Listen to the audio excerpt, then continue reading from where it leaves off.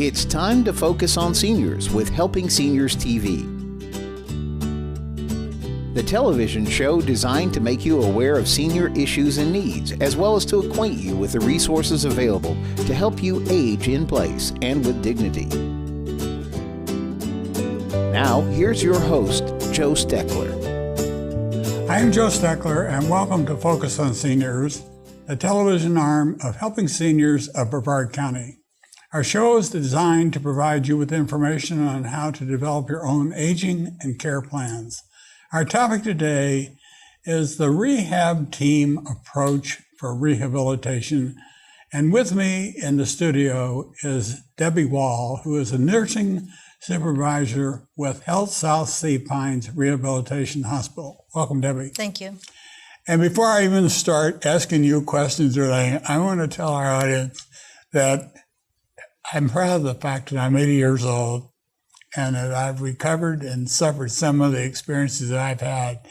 I've traveled all over the world in the Navy, 38 years in the military, but this is the first time in over 280 television shows I've had a guest that was born in the same town I was, is close to the same hospital, and knows the streets that I lived on.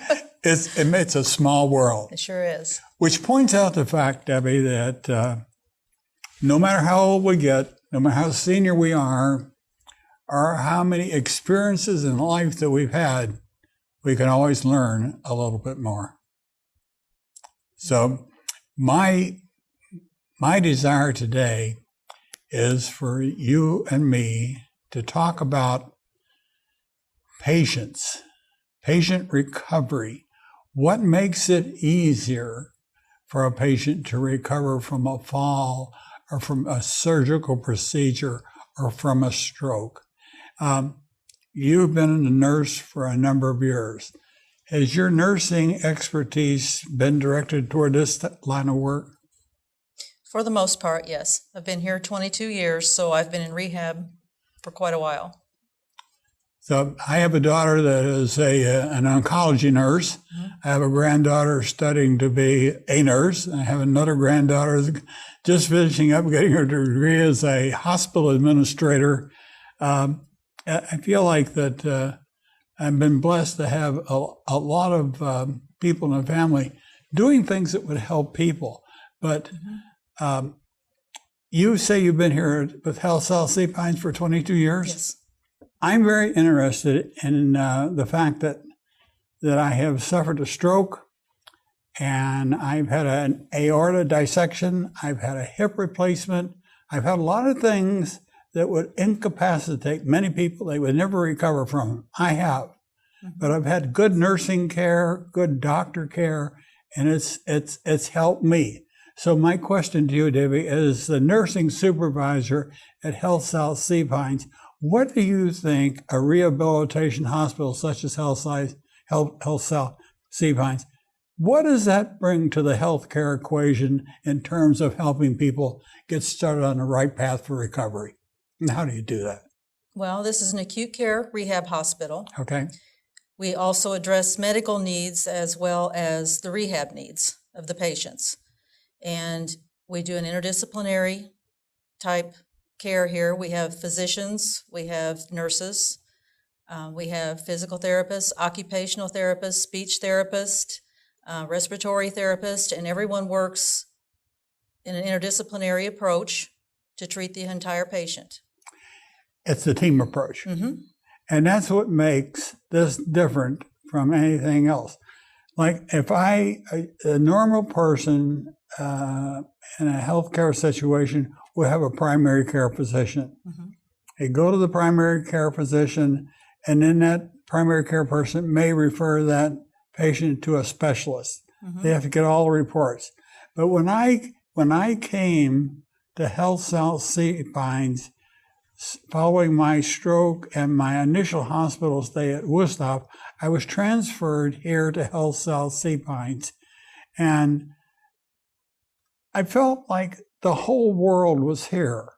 I had a doctor that listened to my description of my pain when I heard how I felt. You visited me. I had other nurses that administered my medicines. I could ask a question and I could get an answer. I didn't have to seek that answer. The answer was here for me. So as I entered my therapy, I did so with a sense of less worry. I didn't have things that I didn't have a lot of unknowns, and I felt very comfortable here. And so, as a nursing supervisor, how do you feel about your job in trying to help a patient relax and become involved and motivated in entering into their care?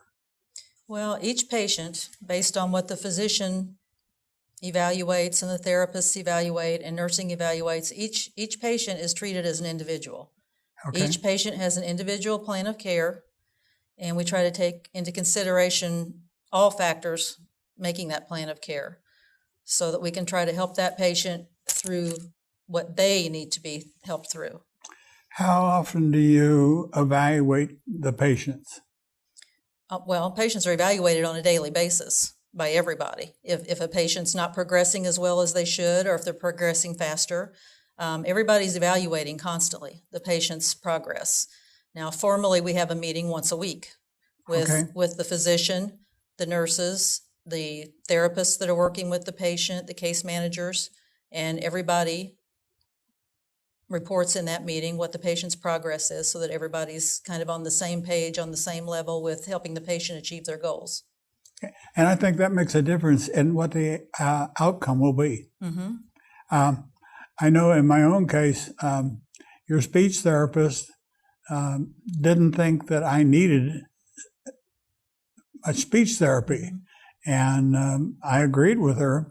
But what that meant was I got another hour of physical therapy. So I went from 2 hours of physical therapy, because occupational therapy is really, it's also physical therapy. Yeah, all the patients that come have a minimum of 3 hours of therapy a day. Yes. So, and that's usually divided between speech, occupational, and physical therapy. But like you said, if you don't need the speech therapy, then your 3 hours is divided among the other 2 therapies. So you get more that way. But I think it's more than that. I think you've got the 3 hours in regimented therapy type things, but in between you've got the nurses evaluating you as how well you've become in transferring from a bed to a wheelchair, or how well you ambulate getting to a shower, Mm-hmm. or what have you learned, or how well have you learned something in occupational therapy. If you're here, you're under a constant period of observation. Yes. Yeah. Yeah. And what is generally the length of time a person will stay in a rehabilitation hospital? It varies person to person. And, it always depends on how bad the stroke was, how fast you progress, if you have any complications along the way, but usually about 2 to 3 weeks. What is do you have patients that actually they cannot progress and they cannot stay, or how does that happen? Occasionally that does happen. We do our best to try to get the patients up and out and back where they want to be, where they were previously. But occasionally, there's some people who are just so impaired by the stroke, or they have so many other medical complications and things just don't go well for them. So sometimes, our patients do go to a skilled nursing facility in the end, but not the majority of them. People watching this show will look at the title and they'll say, what are they going to talk about? I think that we could talk about what happens in the hospital setting, mm-hmm. but I think as the director of nursing in the hospital, you are very much aware of things that people could do in living their lives before they even get into a hospital situation. Mm-hmm. I'm talking about nutrition, blood pressure control. blood pressure control, control of things like diabetes, proper use of medication. How, as a nursing supervisor, what kind of advice could you give to a viewing audience about what are some of the things that they can do before they even get to a situation where they have a stroke or where they fall? What are some of the smart things that we can do back down the line to make aging easier on people? That's a loaded question. That's a good question. Yeah. Well, as usual, diet and exercise always comes up. It makes a difference. You know, if you watch your cholesterol, watch your blood pressure, watch your numbers, follow your doctor's instructions, take your medicines like you're supposed to, like you said. If you have any kind of symptoms at all that you think could be a stroke, it's very important to get to the hospital quickly because time is of the essence with this. Anything like slurred speech, double vision, weakness on one side, numbness, nausea and vomiting if you don't think you've got anything viral. But it's very important to get help as fast as you can because in some cases with some strokes, medications can be given to alleviate, sometimes reverse the symptoms. That's I've gotten into that topic with a couple of doctors and a couple of nurses, and since you you deal with it more here at HealthSouth Sea Pines, I'd like for you to explain to our viewers what we mean by this 3-hour window and what sometimes the medications can be used to effectively slow down the onset of a stroke. In some cases it can't. Can you explain what these different types of strokes are and what the medications do? Well, strokes are primarily 3 different types. There's a hemorrhagic stroke where you have a vessel that literally bursts and bleeds into the brain. You have embolic strokes where there is a clot formed somewhere in the body. A lot of times it'll be in a heart with a patient with atrial fib. And that clot may travel to the brain. Or there can also be a third type of stroke where a clot just forms for some reason. And when an area of the brain is blocked off, it doesn't get oxygen, it doesn't get nutrients, and basically that area of the brain is affected. And whatever body part that part of the brain operates is also affected. Okay. And with a hemorrhagic stroke, which is the most serious kind and has the highest mortality, the medications, they can't give them to you. But with the other 2 types, that are the clot-forming types of strokes, there are medications that they can give that can alleviate that clot situation and restore the circulation to the brain. Okay. In my case, I think that I had the hemorrhagic, which was they bleed out outside the brain. Yeah. So my situation was complicated by the fact that I was on blood thinners. Yeah. And I had about everything working against me that it could possibly be worked against me. Yeah. They couldn't operate because Right. I would have probably bled out on Yeah. the table. So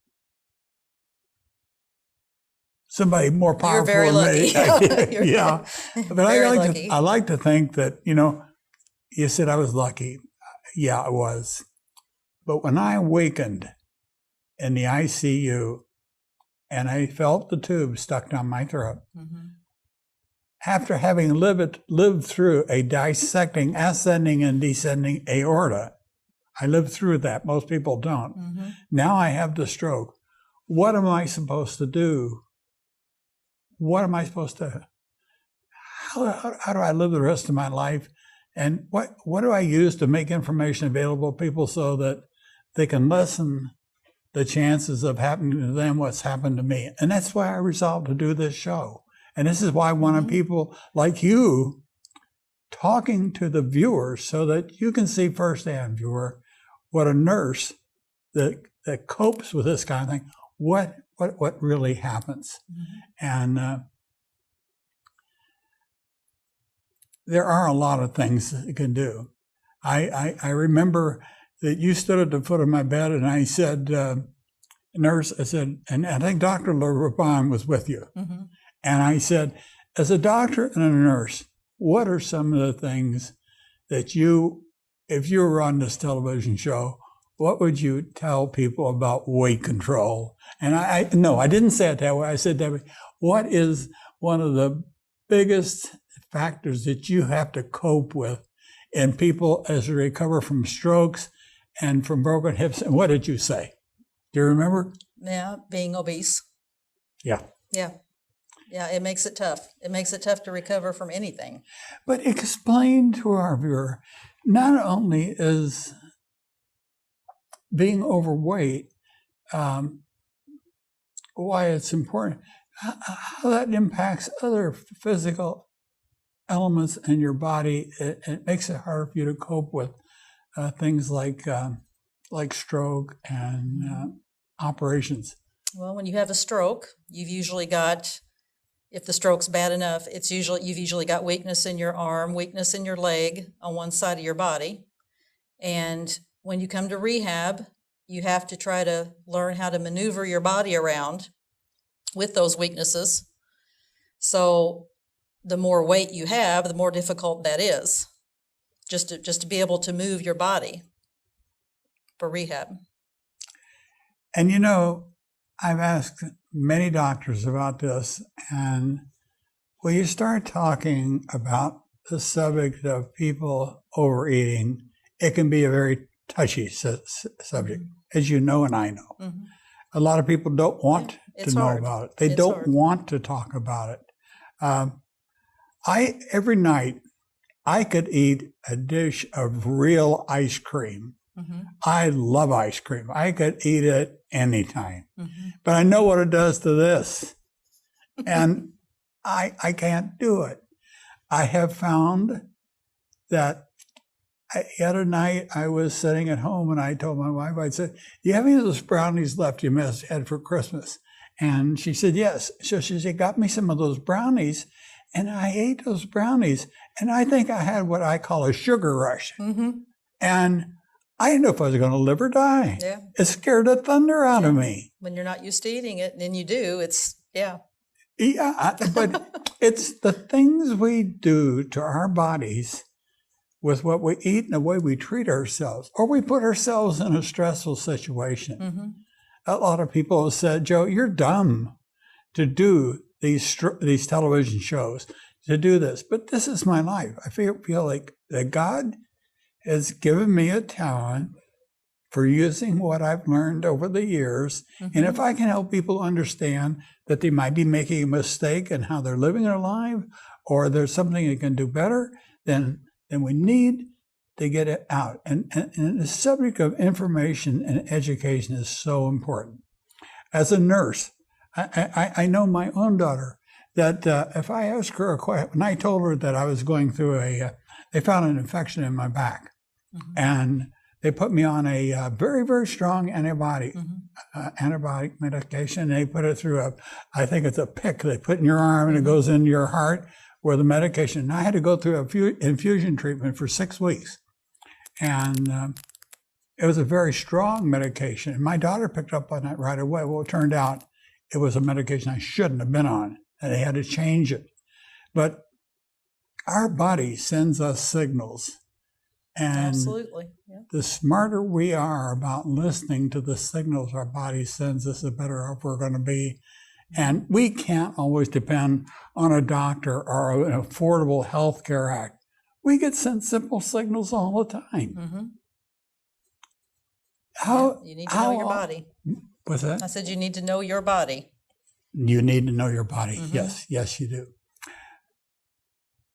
Here at HealthSouth Sea Pines, medication is an important part of a stroke victim's recovery. I know that Dr. LeBron and Dr. Kearney, when they would come in to see me, would ask me questions about how I was feeling, or did this medication, did it lessen the pain?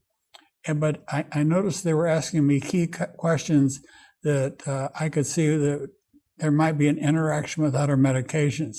And I think that is, Dr. LeBron he's a special kind of a doctor. I can't remember his title exactly. He's a physiatrist. He's a what? Physiatrist. What is that? That's a specialist in rehabilitation medicine.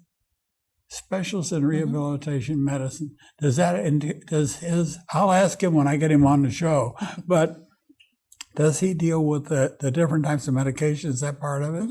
Yeah. Everything I'm saying is selling HealthSouth defines as a rehab, but it's important. Yeah. Our whole show, our whole organization, helping seniors of Brevard County, Debbie, is about information and education. If people are not educated, if they don't have access to information, they don't know some of the things they can do and they can't do. You have a manual called the WITH Manual, and it stands for Wellness Information and Tools for Health. And I did that. I pulled some things out of there to talk to you about. And one of the questions I wrote down was the importance of medication monitoring. In a stroke victim's recovery, how important is medication and the way it's administered and the effects of that on the body? Because there are so many things that the doctor has to be concerned about with a stroke. Well, usually stroke patients are on several different types of medications. Frequently, they've had a history of high blood pressure, diabetes, all those things we've talked about that plays into strokes. Those all have to be balanced out. When you are in the hospital and you're sick, your body changes. So you may need more of some medications or less of some medications. New medications that they start you on may interact with some of the old ones you've been on. So those all have to be monitored. I think that's a thing that I think most people don't think about when you suffer an illness that you are confined to a hospital, that there are so many medicine. The primary thing that doctor has to be concerned about is your recovery from the situation that put you in there in the first place. So therefore they use the medications designed to help treat the immediate situation. Right. Does that situation, do you often find a conflict of medications? Oh, sure. Yeah. Yeah. How important is that, or how does a patient cope, the body cope with these different administrations of medication? Well, whatever medications the patient was on previously to coming to the hospital, all of those are reviewed by our physicians. And then, of course, medications can be changed while you're in the hospital. And then all the medications are also reviewed again before you leave to make sure that you're on what you should be on at the time for what you're going through. So from the time you leave the hospital, that's one of the first things I did was I saw my cardiologist and I saw my primary care doctor. And the cardiologist was the one that said, no, you can't do this. Yes, you can do that. And with the fact that I'd had to bleed out, and at the time I was on a blood thinner, right. And I also have atrial fibrillation, all things which are risk factors for stroke. Right. They had to adjust my medications so that they could lessen the impact of one thing on another. And hopefully not cause it to happen again. It's what? And hopefully not have it happen again. Yes. Yeah. That was the question I had for Dr. LeBron. I said, now that I have had a stroke, what are the chances of me having another stroke? And I think what I got from his answer was that if I had a severe headache, get to the hospital as quickly as I could, the emergency room. That would be my first indication that I might have another stroke onset. That's often the first sign you get with a hemorrhagic stroke. It'll be the worst headache you've ever had in your life, really quick. It comes on real quick. Well, if you think about a vessel bursts right then. Okay, so it would be a blood vessel burst that would cause the headache. Mm-hmm. See, I didn't realize that. Mm-hmm. So The by blood, having the you blood, on the the show, blood irritation and the pressure in your head is what Okay. will cause the headache so fast.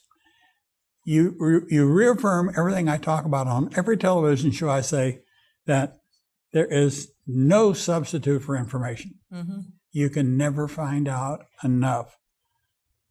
But also, you have to pay attention to what your body tells you. Mm-hmm. And you said that earlier. As a supervising nurse here at HealthSouth Rehab, what kind of advice would you offer to viewers on how to lessen their risk stroke? What can people do to lessen their chances of having a stroke? What should they pay attention to? Well, first, I would say you should know your family history. If there's been a lot of strokes in your family, your parents or your grandparents, so you're kind of aware that it does, run in your family. I would say definitely get checkups with your doctor, monitor your blood pressure, your cholesterol numbers, and things like we discussed earlier. Know your numbers. That's what they say. If you do have any kind of symptoms, like we've discussed, get to the emergency room right away. I would call 911. I wouldn't try to drive there. That's a good point. Yeah. And just generally try to live, a better lifestyle, exercise, diet, not smoking, not drinking to excess, Yep. all of those things in accumulation.